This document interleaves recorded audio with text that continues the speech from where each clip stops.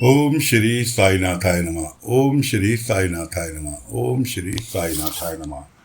सभी साईं भक्तों को मेरा नमस्कार। साथियों, कथा प्रारंभ करते हैं। कथा चल रही है आपकी एकनाथ शिंदे की।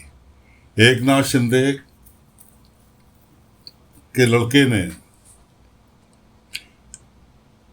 व्यापार में हाथ डाल दिया, कर्जा ले लिया लाला गंगाराम से व्यापार बढ़ाने के लिए।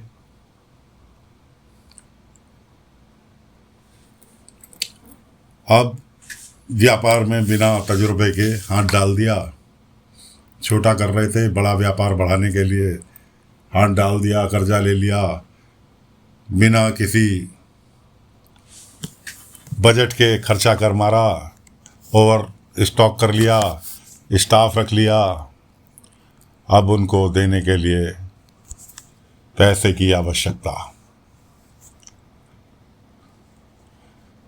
तनख्वाह भी देनी है, और जब आदमी काम बढ़ाता है तो सारे ही खर्चे बढ़ जाते हैं।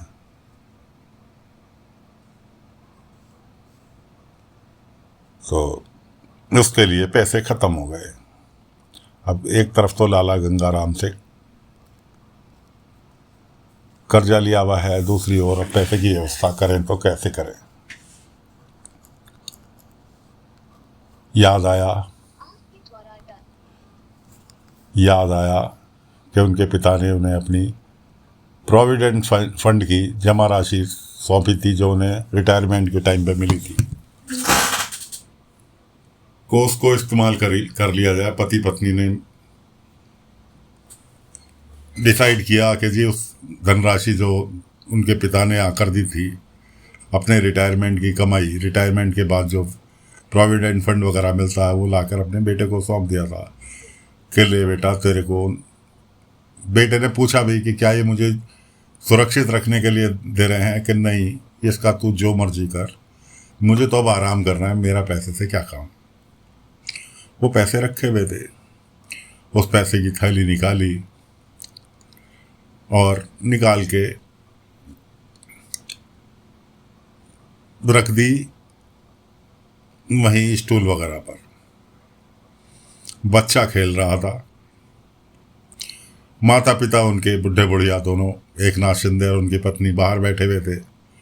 घर में ये 3 जने थे, पति पत्नी और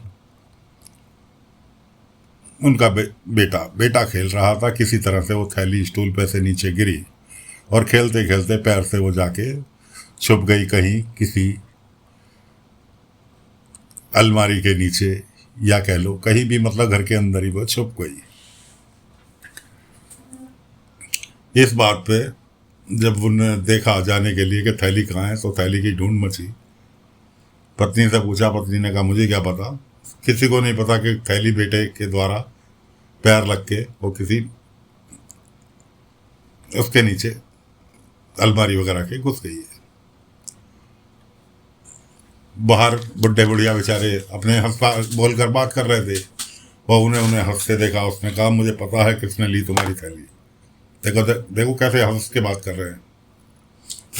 जरूर इन्होंने हमारी बातें सुनी होंगी और उस पैसे को इस्तेमाल करने की बात सुनी होगी, तो इन्होंने थैली ही छुपा दी। बहू के दिमाग में ख्याल आया कि बुढ़े बुढ़िया को दोनों को बाजार को भेजा जाए, उसके बाद इनके सामान की तलाशी ली जाए। जरूर इन्होंने पैसे अपने सामान में ही छुपाए होंगे। वो बेचारे सीधे स्वभाव, एकनाथ शिंदे और उनकी पत्नी, उनसे कहा पिताजी जरा कुछ सब बाजार से सब्जी ले आओ। तो कहा हाँ भी ले आता हूँ। माता जी आप भी घूम आओ जाके। माता जी भी चली गई खुशी खुशी। बाबा किसी सब्जी वाले को गांव में ले आए उसकी मदद करने हेतु, और बीच गांव में उसकी सब्जी बिकवानी चालू कर दी। बाबा को ये रास्ते में मिले। बाबा ने इन्हें सब्जी तो इन्होंने ले ही ली, बाजार जाने से बच गए। घर से कुछ ही दूरी पर वो सब्जी वाला खड़ा था, बेच रहा था अपनी सब्जी। तो बाबा तो सब प्रोग्राम पहले से ही निर्धारित रखते हैं कि कब क्या होना है, कैसे होना है। बाबा ने इन्हें सब्जी दी और इनसे कहा, ये कहने लगे दोनों पति पत्नी, अच्छा हुआ साईं आप मिल गए, आपसे मुलाकात हो गई। हम सब्जी लेने जा रहे थे, अब सब्जी तो यहीं मिल गई। बाबा ने कहा तुम्हारी बहू इंतजार कर रही है घर पे सब्जी के लिए, जल्दी जाओ घर अपने, यहाँ बातों में मत लगो।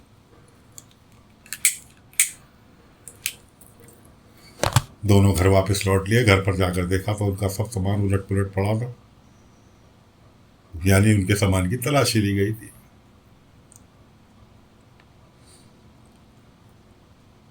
बात खुल के सामने आई। बेटे ने सीधे सीधे कह दिया पैसे नहीं, कि तुम ही ने पैसे चोरी किए हैं।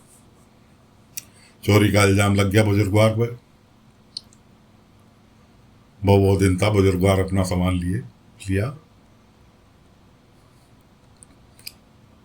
और उठाकर बक्सा लिया और अपनी बुढ़िया को लिया। उन्होंने अपनी पोटली बांधी और चल दिए गांव में, बिना निर उद्देश्य के कहाँ जाना है। बाबा को सब पता था। बाबा ने रास्ते में मिले, बाबा उन्हें अपने साथ द्वारका माई ले गए। बाबा ने कहा बताने की कोई आवश्यकता नहीं, चलो मेरे साथ द्वारका माई। द्वारका माई में जाके उन्होंने आश्रय ले लिया।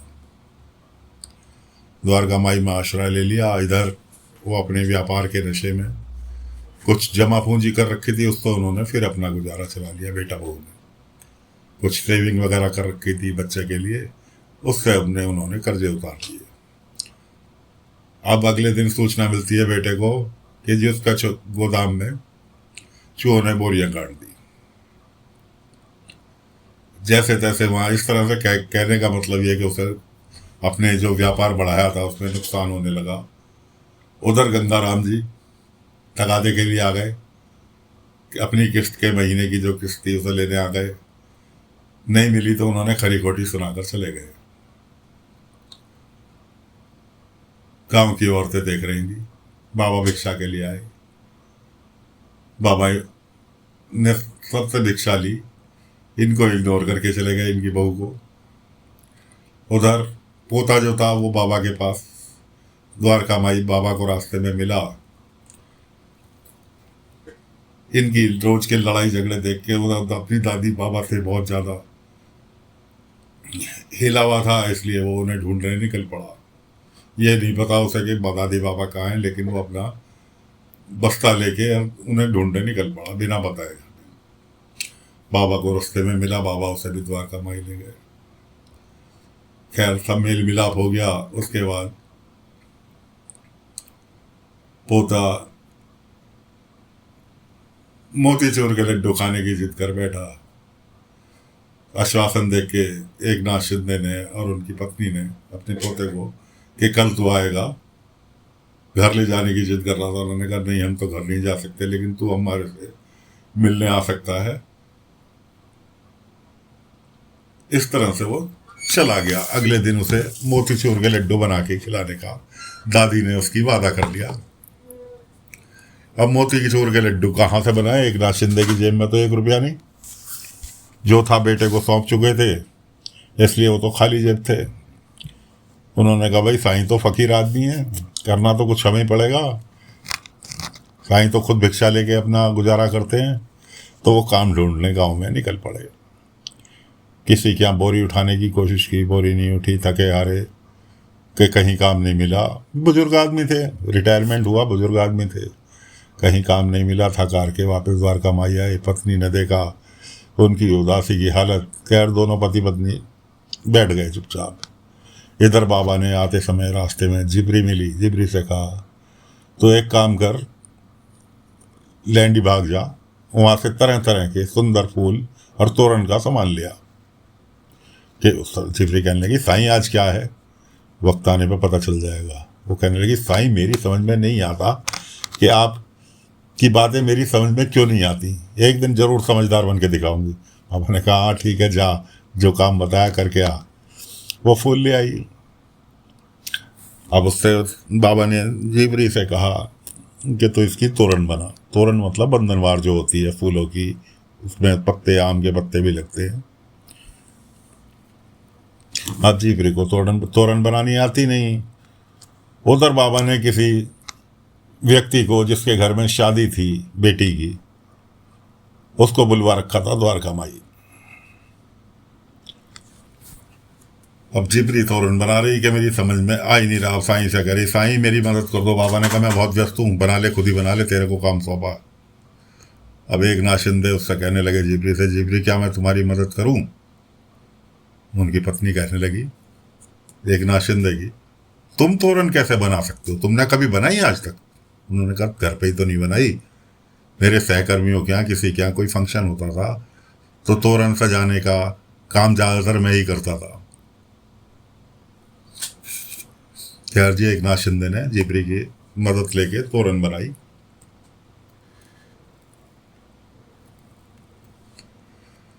और तोरण जैसे ही बन के तैयार हुई, बहुत खूबसूरत तोरण बनाई थी, फूलों की, पत्तों, आम के पत्तों की। इतने में जो उस व्यक्ति को बाबा ने बुलाया था, जिसके घर में बेटी की शादी थी, प्रताप नाम था, वो कहने लगा अरे साईं कितनी सुंदर तोरण बनवाई है द्वारका माई के लिए, काश मुझे पहले पता होता तो मैं अपने घर के लिए बनवाता। ये उसे भी पता चल गया इन्होंने, एक नाथ शिंदे ने तोरण बनाई। वो मुझे अब तो समय में बचा नहीं, शाम को बारात आने वाली है और अब तो अगर मैं चाहूँ भी तो नहीं बनवा पाऊंगा, लेकिन मैं, मेरी छाती के इतनी खूबसूरत तोरण ही मेरे दरवाजे पर टंगे। बाबा ने कहा ये तुम्हारे लिए ही बनवाई है मैंने और तुम्हें इसीलिए बुलाया था। फिर तो वो व्यक्ति बड़ा खुश हुआ। तुरंत उसने जेब से उस तोरण के पैसे निकाल के एक नाथ शिंदे के हाथ में पैसे रखे। बाबा, एक नाथ शिंदे कहने लगे साईं मैं तो ये पैसे नहीं ले सकता। क्यों? मैंने तो मदद ही तो की है, काम तो जिपरी कर रही थी। बाबा के प्रेशर देने पर उसने पैसे ले लिए। उसके बाद वो पैसे लेकर उसने जिपरी के हाथ पे रख दिए कि फूल तो तू लाई थी। जिपरी कहने लगी मैं कुछ नहीं लेके आई थी, मैं तो साईं की मदद कर रही थी। साईं ने मेरे को अपने बाग से, लैंडी बाग में जहाँ साईं पेड़ पौधे उगाते हैं, वहां से फूल लाने को कहा। मुझे क्या पता था कि साईं किसी हम द्वारका माई के लिए नहीं बनवा रहे, किसी के और के लिए बनवा रहे। मैं तो खाली साईं की मदद कर रही थी, मेरा को पैसे से कोई लेना देना। आप जानो पैसे जाने। अब कहने का मतलब ये है कि जी एक नाथ शिंदे के पास कुछ पैसे तोरण बना के आ गए, तोरण बना के पैसे आ गए। ये भी पता चल गया एक नाथ शिंदे कितनी अच्छी तोरण बना सकते हैं। बाबा ने पहले ही माला बनाने का, उन्हें जिस दिन पहली मुलाकात हुई थी उनके रिटायरमेंट के बाद, जब वो गांव आए थे, बाबा ने पहले ही सजेशन दिया था कि फूल माला बनाने का काम सीख लो, काम आएगा। उन्हें भी यकीन हो गया। अब उनका, बाबा ने सीधे सीधे उनसे कह दिया कि माला बना के, तोरण बना के बेचो, उससे तुम्हारी को किसी की नौकरी नहीं करनी पड़ेगी और तुम्हारा गुजारा भी दोनों पति पत्नी का ढंग से हो जाएगा। अगले दिन बच्चा आया, उनका पोता, जिसका उन्होंने मोतीचूर के लड्डू खिलाने का वादा किया था। सामान वामान लाए, मोतीचूर के लड्डू बनाए, खाना बनाया अपने पैसों से। बाबा ने भी खाया, उन्होंने भी खाया, उनके पोते ने भी खाया।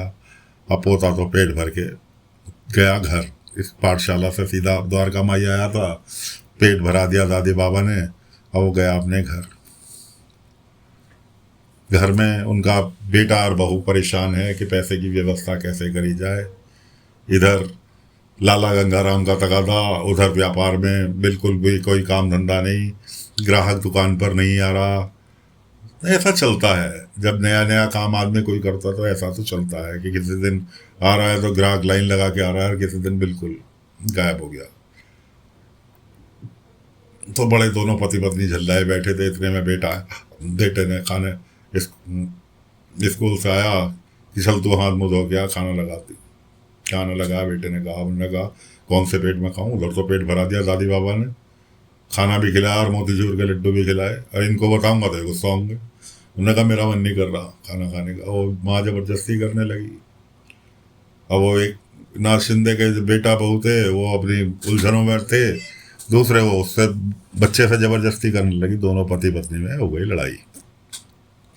इधर बाबा की कृपा से एक नाथ शिंदे का माला का काम जोर शोर से चलने लगा। कभी बाबा शिरडी में माला बिकवाते, कभी कहते दूसरे गांव चले जाओ, दूसरे बाजार में जाके बेच के आओ। इस तरह से उनका काम धंधा एक नाथ शिंदे का जोर शोर पकड़ गया। उधर वो पति पत्नी परेशान, क्यों? जो कुछ जमा पूंजी थी सब उन्होंने इन्वेस्ट कर दी। उसके बाद भी पब्लिक के तगादे खड़े, पब्लिक के तगादे खड़े तो खड़े, साथ साथ गांव की महिलाएं आपस में बात करती और वो बीच में बोलती बहू, तो उसको टोंटिंग में हिंदी में समझा जाती कि हाँ हम जानते हैं तू कितनी अच्छी है, कि तेरे सास ससुर माला बेच बेच के गुजारा कर रहे हैं और तुम्हारी इन्हीं हरकतों की वजह से बहुत अच्छा काम चल रहा है उनका, बेचारे बहुत मजे में हैं, अपना मेहनत करके खा रहे हैं, तुमसे अपने माँ बाप सास ससुर को नहीं खिलाया गया। बातें बनाने चली, इस तरह से टोंटिंग चालू है। तो साथियों फिलहाल कथा को विराम दे रहे हैं। एक नाथ शिंदे तो जो बाबा ने नाला का उन्हें पहले दिन बताया था वो काम उनका चालू हो गया, सुखी हो गए, जो कि वो अपने आप को आराम करने योग्य समझ रहे थे फिर से वो काम करने योग्य हो गए। तो कथा को यहीं विराम देते हैं, आगे की कथा फिर लेकर हाजिर होंगे, तब तक के लिए आज्ञा दीजिए। ओम साई राम, ओम साई राम, ओम साई राम।